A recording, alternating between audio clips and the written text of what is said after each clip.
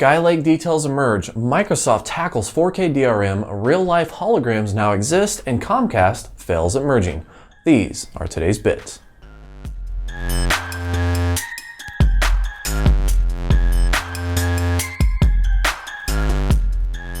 Alright guys, bear with me just a little bit on this video. I've got a new toy microphone and I apparently don't know how to use it, or I don't have the room to handle it. A lot of acoustics that I'm not used to handling. So I'm putting it really close to my face and I have a backup lavalier. But on to the news.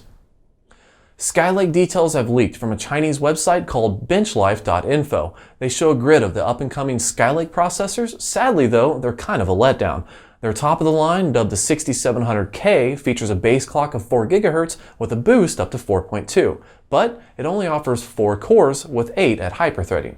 While these are technically faster than the base clock of the 5960, they lack 4 cores. One benefit though is that the new chipset will support both DDR3 and DDR4 memory. Personally, I was hoping for a little more, but it is what it is. I guess we're going to have to wait till the end of the year to see how they truly hold up. In media news, Microsoft is taking another crack at DRM by trying to implement it directly into hardware. They're working with chip vendors like Intel, AMD, Nvidia, and Qualcomm to protect Hollywood's movies from pirates as they travel through your PC. This new technology called PlayReady 3.0 is said to be integrated directly with Windows 10 and any new hardware after its release. The way this is going to work is that any old hardware will not even be allowed to play 4K movies if it doesn't have the new chip and the new software. So basically Microsoft wants to try, yet again, to make people's lives difficult who want to legitimately watch 4K movies, only to turn around and get their new system cracked by pirates in less than a month. Then we all have this DRM crap floating around and happy hackers watching pirated 4K movies all the time. Good job. So the wonder material graphene has yet again promised a revolutionary breakthrough in technology. This time, holograms.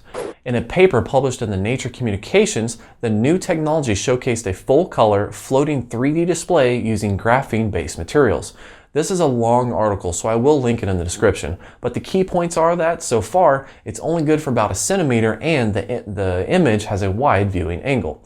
They do, however, claim that there is no limitation for upscaling for larger images. They are focusing on making displays that are 3D, but don't necessarily jump out at you. All this should be within about the next 5 years. Personally, I can't wait to see a giant shark jump out of a building and try to eat me before disappearing. But this will be about 5 years too late by the time they get done with it. And I know what you're all thinking. Rule 34. Perverts. In happier news, Comcast has dropped their bid to buy Time Warner.